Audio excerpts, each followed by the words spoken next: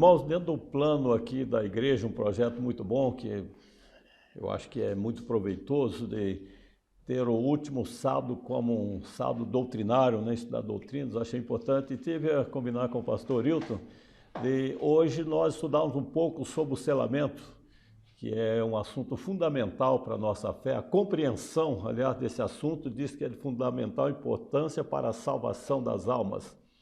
Então, nós vamos dividir em duas etapas o estudo. Dentro do contexto do assunto do selamento, tem uma parte que fala da ressurreição parcial ou especial.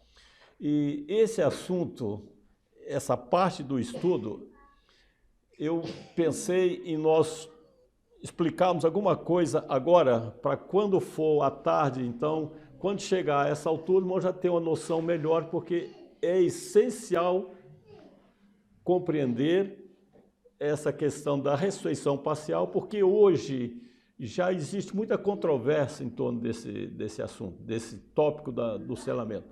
E compreender isso é importante, muito embora eu já falei desse assunto aqui em agosto de 2020. Nós temos anotadinho o que nós falamos em cada igreja, mas isso já vai mais de um ano e há muitas pessoas aqui que não estavam naquela altura. E também o nosso tempo, hoje, infelizmente, a Escola Sabatina foi muito boa, as lições boas e o tempo estendeu. Nós temos aqui poucos minutos, mas apenas para que aqueles que ainda não conhecem bem o assunto tenham uma noção melhor sobre a questão da ressurreição parcial. Porque, na realidade, a Bíblia fala de 3 ressurreições. Duas são as mais conhecidas, quando Jesus diz assim, São João 5, 28 e 29. Não vos maravilheis disto, porque vem a hora em que todos os que estão nos sepulcros ouvirão a sua voz. E os que fizeram bem sairão para a ressurreição da vida, e os que fizeram mal para a ressurreição da condenação. Isso são mais conhecidos, né? Essas palavras de Jesus são bastante conhecidas. E ele fala aqui de 2 classes que ressuscitam, né? Aqueles que fizeram bem para a vida eterna, os que fizeram mal para a condenação. E, no entanto, mesmo entre essas 2 classes, existe um lapso de 1000 anos. A ressurreição dos que são para a vida eterna é no início do milênio, de Apocalipse 20. A ressurreição que é para a condenação é no fim do milênio, quando Jesus volta depois do milênio. No verso dá a impressão que é uma coisa feita assim, logo de imediato, mas não é. Há uma separação. Mas para nós agora, hoje, o mais importante não é nenhuma dessas 2 ressurreições. Porque, no entanto, a Bíblia fala de uma terceira, que é o que vai nos interessar mais no momento e que nós precisamos de compreender bem, porque nós não estamos envolvidos em nenhuma dessas 2, nem para a perdição, muito menos para a salvação. Nós não estamos envolvidos nelas. E qual é, então, a ressurreição que nos envolve como reformistas? Perceberam, irmão? Isso tem muito fundamento. Então, o que diz Daniel, capítulo 12? Verso 1 e 2 diz assim: naquele tempo se levantará Miguel, o grande príncipe que se levanta a favor dos filhos do teu povo, e haverá um tempo de angústia, qual nunca houve, desde que houve nação até aquele tempo, mas naquele tempo livrar-se-á o teu povo, todo aquele que for achado escrito no livro. E muitos dos que dormem no pó da terra ressuscitarão, uns para a vida eterna e outros para a vergonha e desprezo eterno. Perceberam que as palavras do profeta são quase as mesmas que Jesus disse? Com um pequeno detalhe que é fundamental. Quando nós lemos as palavras de Jesus, ele disse o quê? Que não vos maravilheis disso, porque vem a hora em que quantos vão ressuscitar? Todos. Todos vão ressuscitar. Mas quando lemos as palavras de Daniel, o que ele diz? E muitos dos que dormem no pó da terra ressuscitarão. Então a palavra fundamental aqui é todos e muitos. E Daniel, quando diz muitos, ele está direcionando a uma classe especial que haveria de viver exatamente agora. Percebe que o verso 1 fala da angústia, do tempo de perseguição e que o povo será livrado? Então é esse aqui que nos interessa, esses muitos que vão ressuscitar a uma altura definida, né? pela palavra de Deus também. O tempo não nos permite esclarecer sobre a profecia para o surgimento do movimento adventista e tudo isso, mas sabemos que a partir de 1844, então era o tempo do povo que deveria fazer a obra de restauração no mundo. Entre essa restauração, fundamentalmente, o sábado. Devia ser restaurado o sábado diante do mundo, da lei de Deus, como nós estudamos hoje, que é essencial. E dentro dessa restauração da obra do sábado, Deus propôs no seu coração assinalar uma classe de pessoas com esse sinal, que é o seu santo sábado. Uma classe especial que deveria viver nesse período, seriam selados. E este foi exatamente o povo que Daniel disse que haveria de ressuscitar todo aquele que morresse nesse período. Então, haveria de ressuscitar antes, é o que nós vamos ver já a seguida. Portanto, nós temos como ponto de partida, vamos ver à tarde, o início da obra de selamento em 1844. E esse selamento está no Apocalipse 7.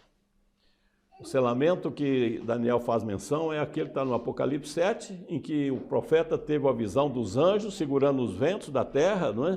Para que nenhum vento trouxesse a destruição da terra. Diz: não danifiqueis a terra, nem o mar, nem as árvores, até que hajamos selado nas suas testas o servo do nosso Deus. Foi o que foi revelado a João, que está no capítulo 7 de Apocalipse. Que não deveria a terra ser danificada, quer dizer, o mundo não poderia ser destruído, os anjos deveriam segurar os ventos, até o quê? Até que hajamos selado nas suas testas os servos do nosso Deus. E o verso seguinte diz: e eu vi o número dos selados, e eram 144 mil selados de todas as tribos dos filhos de Israel. Essas tribos aqui é simbólica. Cada um de nós nos identificamos com o caráter de uma das tribos de Judá. Se irmãos for ler isso, há um livro que chama Irmãos do Rei, explica isso. Tanto os nossos defeitos como nossas virtudes sempre vai ajustar com um dos filhos de Israel. Tanto é que, se os irmãos verem aqui, não vai aparecer todos aqueles que apareceram lá, porque Dan, dois deles não puderam simbolizar o caráter do povo agora no fim do tempo. São substituídos por José e Efraim, me parece, mas Manassés, exatamente, obrigado, irmão. Porque esses deveriam representar o caráter do povo de Deus hoje. Portanto, quando fala de todas as tribos dos filhos de Israel, deveria os 154 mil, aquele Israel que rejeitou o próprio Jesus, acabou por participar na sua condenação. Então, Deus já não pôde mais usá-lo como sendo o seu povo para concluir a obra. E Ele quer, então, preparar um Israel moderno, um Israel atuante, um Israel que há de fazer a obra de restauração e resgatar todos os princípios da sua santa lei e representar o seu povo quando Jesus vier. Apocalipse 14 fala que esses 154 mil é as primícias para Deus e para o Cordeiro, Apocalipse 14, verso 4. E quando nós falamos em sinal, assinalamento, nós encontramos dois selamentos no Apocalipse. O Apocalipse 13 fala do sinal da besta, que é exatamente um sinal antagônico a Deus e aos seus mandamentos, que é considerado como sendo o primeiro dia da semana, o dia santo, como sendo o dia de Deus, que hoje é o mais respeitado no mundo e que está havendo uma política, uma pressão muito grande para que seja encaminhada a humanidade inteira para a observância desse dia, de uma maneira velada, não é? No propósito da recuperação da natureza, não é? Do oxigênio, da família, do convívio das famílias, de parar um dia, mas tudo está canalizando para que esse dia, que foi adotado como falso sábado, o dia do Senhor, o primeiro dia da semana, a insistência que seja esse dia o dia de adoração, o que vai completamente contra, bem de frente ao plano de Deus, que Ele está selando com o seu sinal, O seu sinal é o sétimo dia, é o sábado e não o primeiro dia da semana.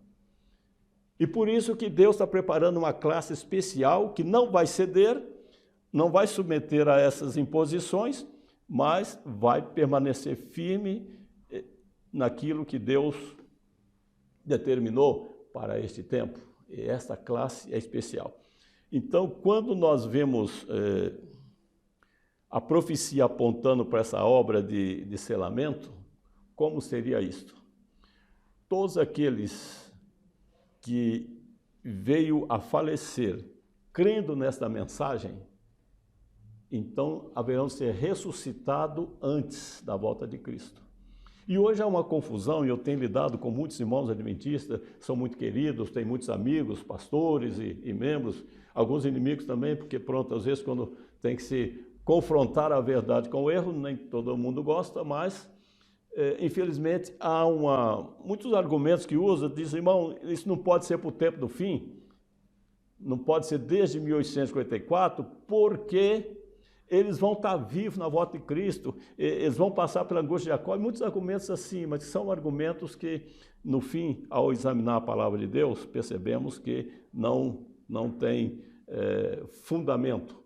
A palavra de Deus é muito clara nisso. Bom, o que ocorre? Quando será essa ressurreição? Eu estou sendo muito rápido, não sei se os irmãos estão conseguindo acompanhar, porque para também não atrasar muito com o horário. No início da sétima praga, há um grande terremoto, Apocalipse 16, 17 e 18. O sétimo anjo derramou a sua taça no ar e saiu grande voz do templo do céu, do trono, dizendo, está feito. Houve vozes, trovões, relâmpagos e houve um grande terremoto. Como nunca houve desde que há homens sobre a terra, tal foi este tão grande terremoto. Este terremoto que é ocasionado pela voz de Deus, quando ele diz está feito no início da sétima praga, ele causa uma comoção muito grande na natureza e tudo vem abaixo e as prisões também se fendem. Então, se nós lermos a explicação no Grande Conflito, 636, diz, é à meia-noite que Deus manifesta o seu poder para o livramento do seu povo. Então, vem aqui relatando todos os acontecimentos que envolvem a natureza, o mar, as montanhas, a terra, tudo a estremecer, e nos diz assim, que quando Deus decide liberar o seu povo, diz, essa voz abala os céus e a terra, há um grande terremoto como nunca houve. As paredes das prisões se fendem, e o povo de Deus que estiver retido em cativeiro por causa de sua fé é libertado. Essa é a libertação daqueles que estavam presos, porque muitos vão ser presos ainda. Daqui para frente, as coisas vão adensar. Essa pressão, inclusive sobre a questão do domingo, vai com certeza chegar à nossa porta. Seremos pressionados porque insistimos em pregar que o dia de repouso, de parar todas as coisas, é o sétimo dia, o sábado. Bom, muitos irão para a prisão. Mas então, quando é essa altura, esse grande terremoto, as paredes das prisões se fendem. Os que estão presos são libertados. Mas não é ainda essa classe que nos interessa no momento. Agora, o que ocorre ainda em função deste grande terremoto? A voz de Deus. Então, diz assim, abre-se sepulturas e muitos dos que dormem no pó da terra ressuscitarão, uns para a vida eterna e outros para a vergonha e despedida eterna. Daniel 12, 2. Aqui a serva do Senhor está citando Daniel 12, verso 2. Muitos dormem no pó da terra. Agora, para nós, o essencial é quem então são esses? A frase fundamental para nós, como guardadores do sábado, como adventistas do sétimo dia. Todos que morreram na fé da mensagem do terceiro anjo saem do túmulo glorificados para ouvir o concerto de paz estabelecido por Deus com os que guardaram a sua lei. Perceberam, irmãos? Essa ressurreição especial de Daniel 12 é direcionada exclusivamente para aqueles que morreram na fé da mensagem do terceiro anjo.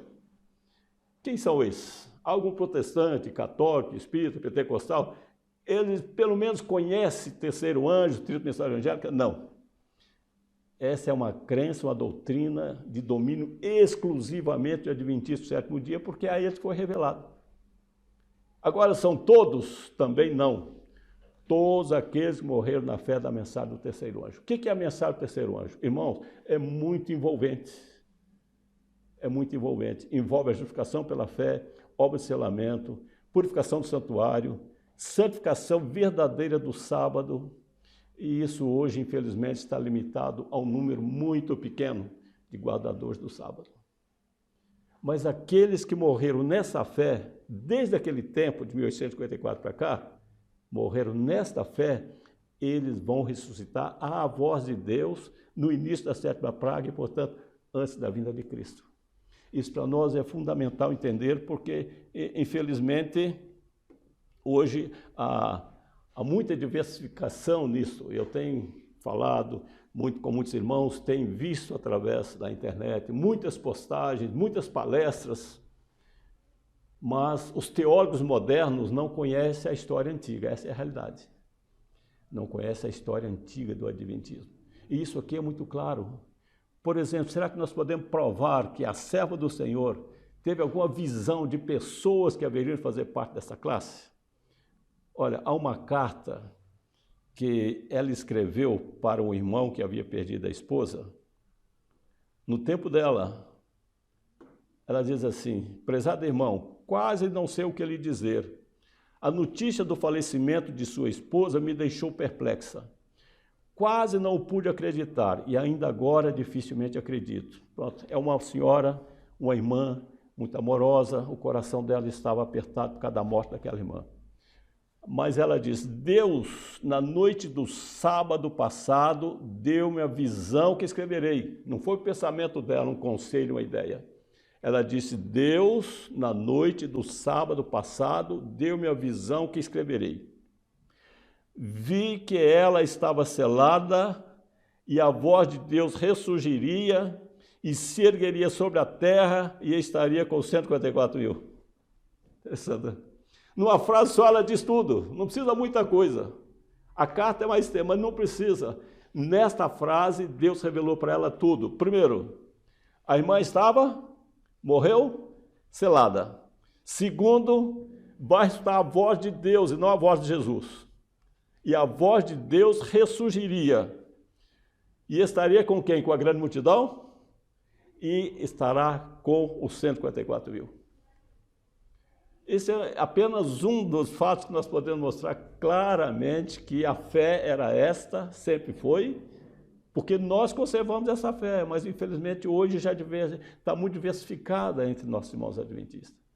Mas essa é a realidade, a ressurreição especial, Deus determinou exatamente para essa classe que Ele quer que esteja viva na volta de Jesus. E quando ela diz que a irmã repousaria durante o tempo de angústia, porque quando começou o tempo de angústia, já estamos no tempo de angústia, estamos, e lá vai crescendo. Agora, o que precisamos entender, que quando fala do tempo de angústia de Jacó, é um tempo específico que está no futuro. O tempo de angústia de Jacó não iniciou ainda, mas quando será?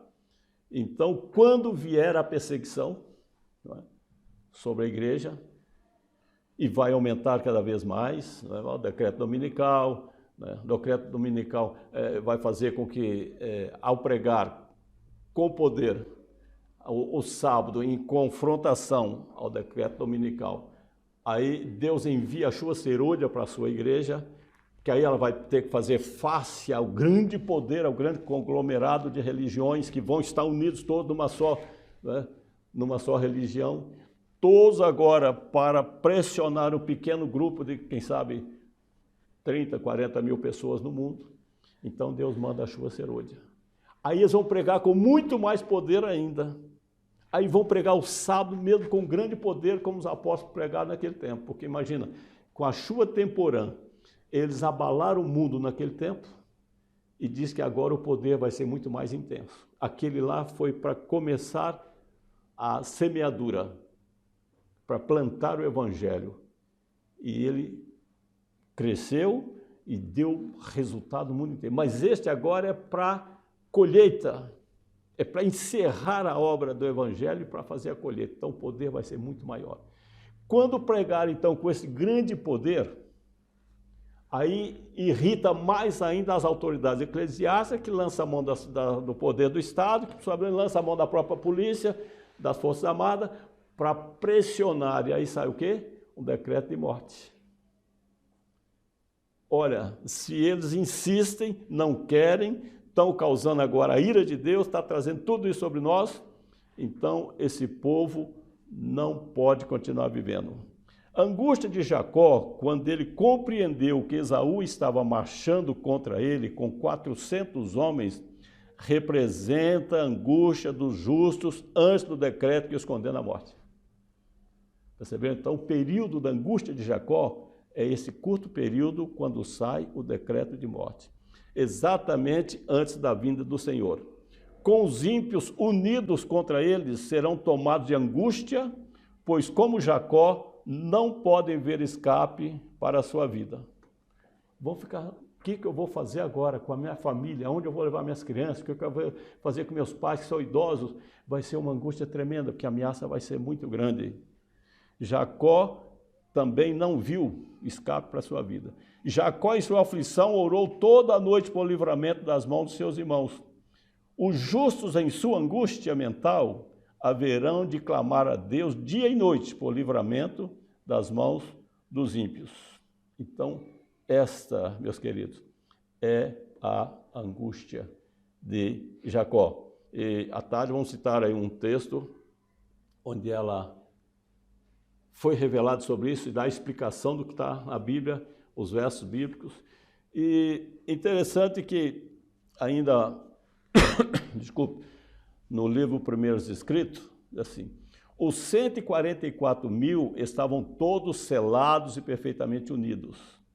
Em sua testa estava Deus, Nova Jerusalém, e tinha uma estrela gloriosa que continha um novo nome de Jesus. Agora veja bem, por causa de nosso estado feliz e santo, os ímpios enraiveceram-se e arremeteram violentamente para lançar a mão de nós. Veja, ela se incluindo sempre, né? Ela aqui já estará viva também.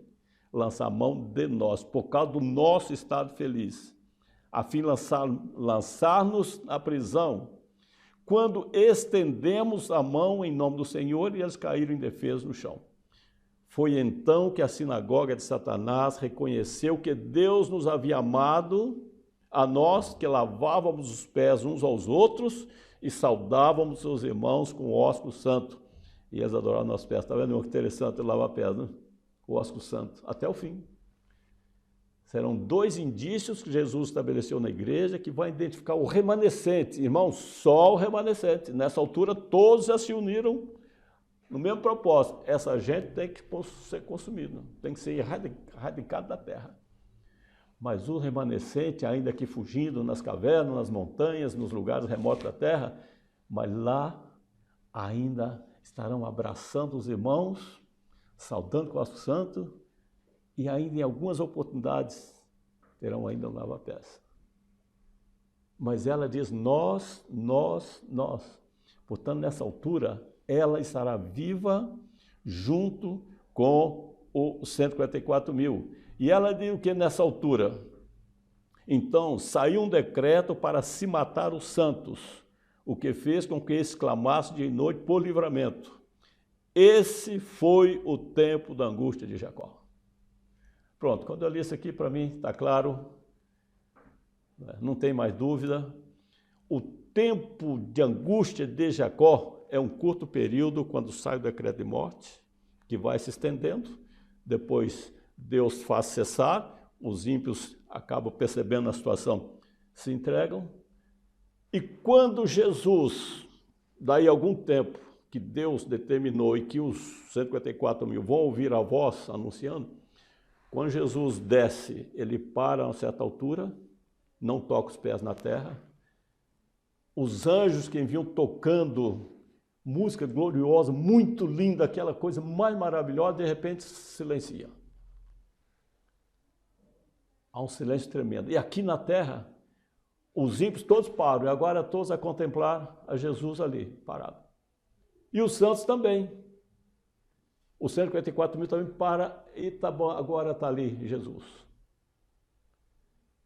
Mas agora, devido à circunstância, tanto medo, tanto aperto, tantas provações, e eles veem, agora é o momento final, derradeiro. E eles olhar para Jesus e Jesus parado, olhando assim para eles. Aí vem no coração, misericórdia, será que meus pecados foram mesmo perdoados? Será que eu estou salvo?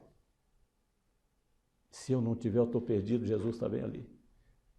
É a fase aguda da angústia de Jacó, que é angústia espiritual. Os irmãos falam, mas eles estão salvos, foram selados. Lembra João Batista?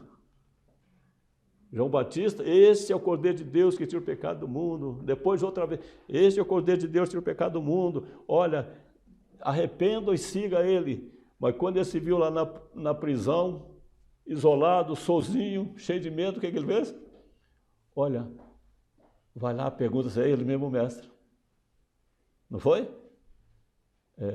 Irmãos, o medo, a angústia, o aperto faz a pessoa ficar assim.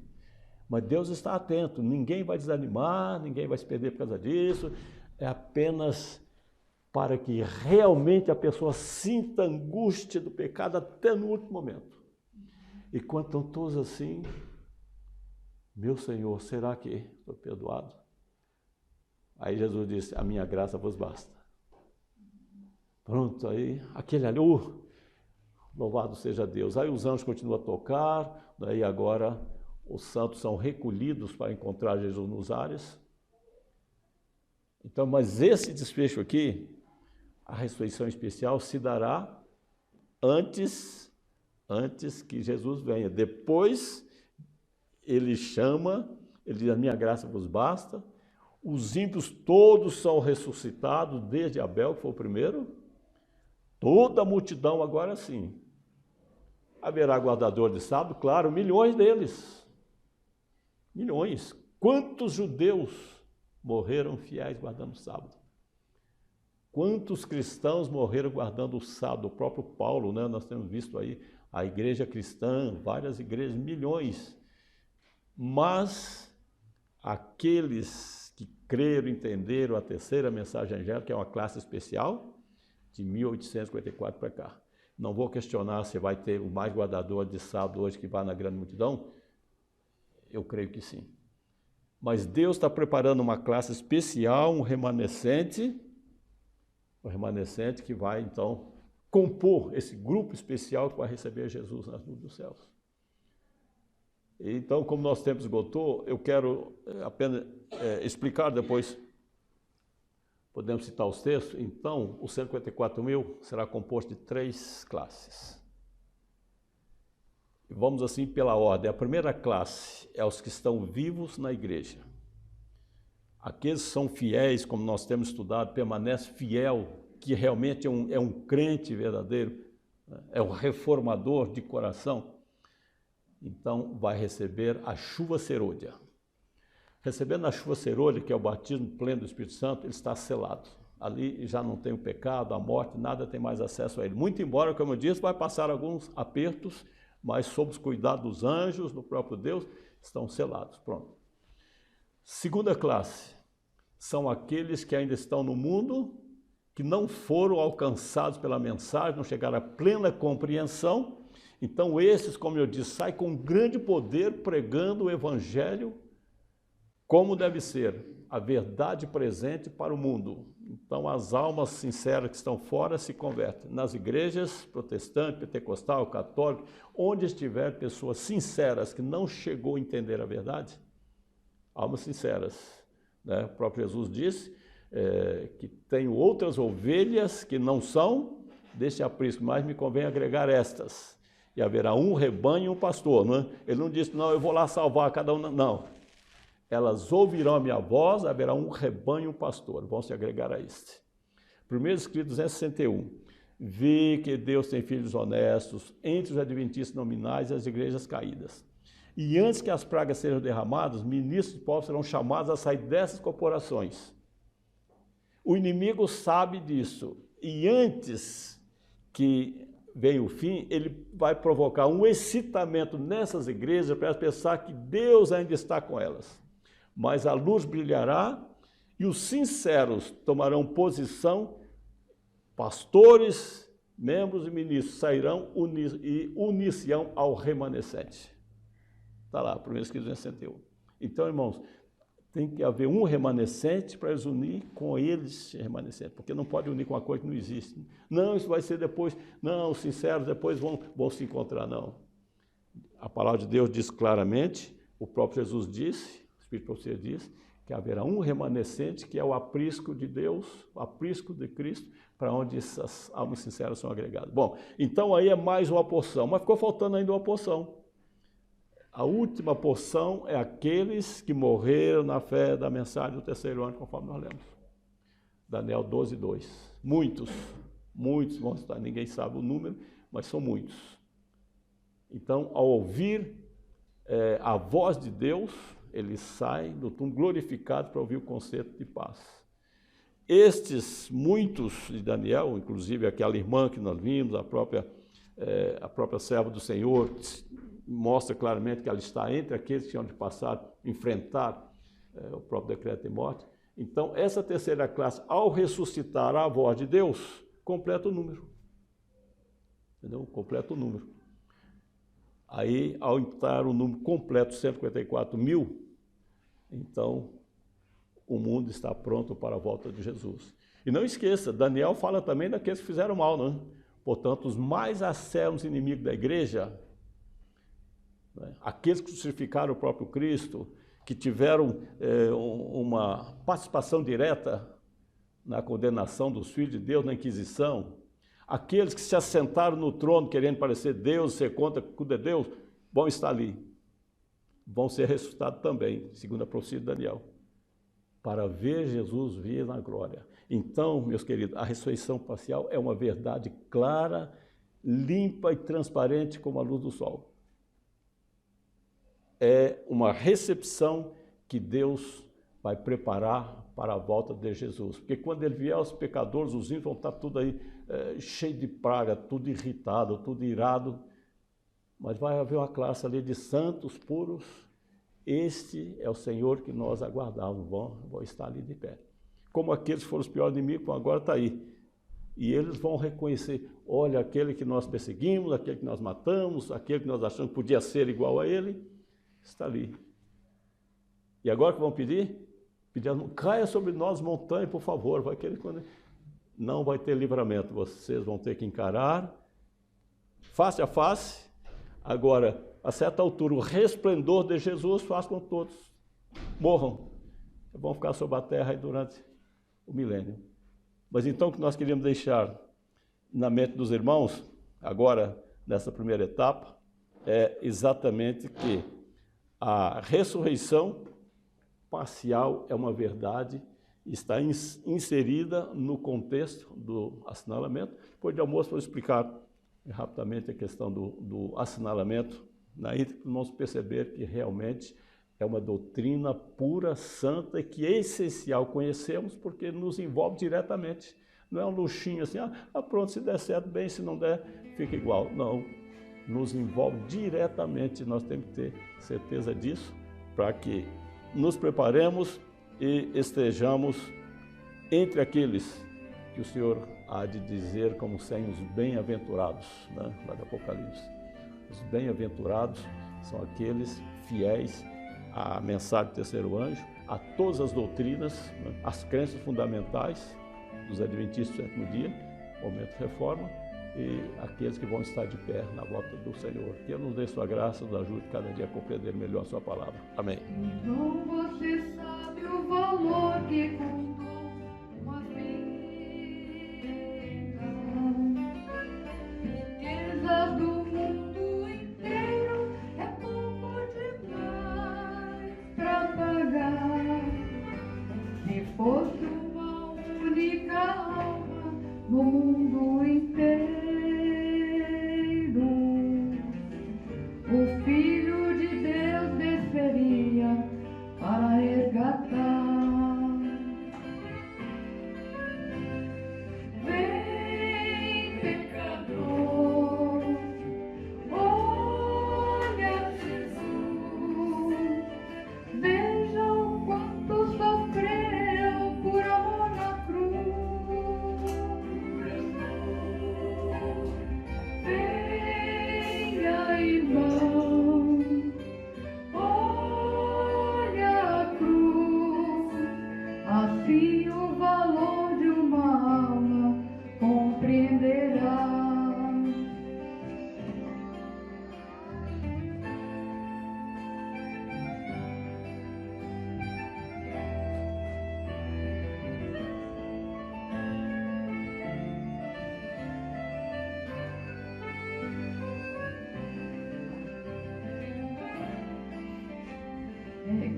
de alegria no céu por uma alma perdida.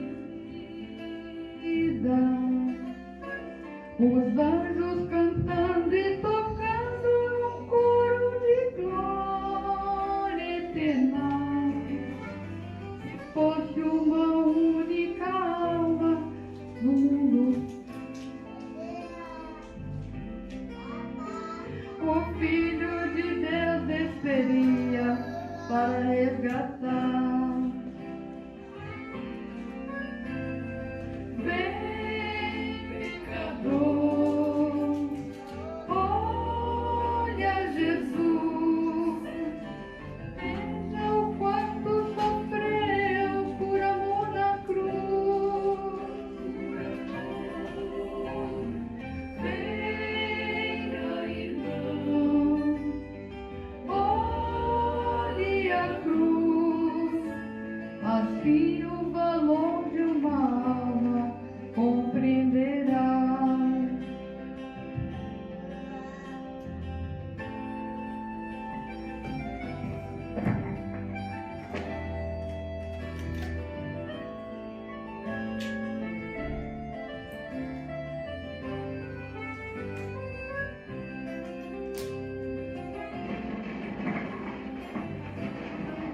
Hoje intercede por todas as vidas,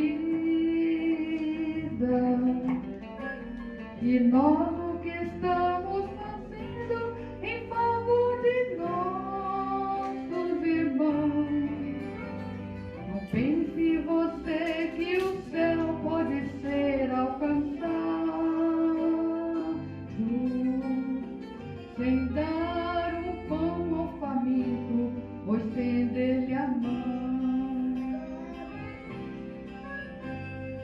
Vem, pecador, olhe Jesus, veja o quanto sofreu por amor na cruz.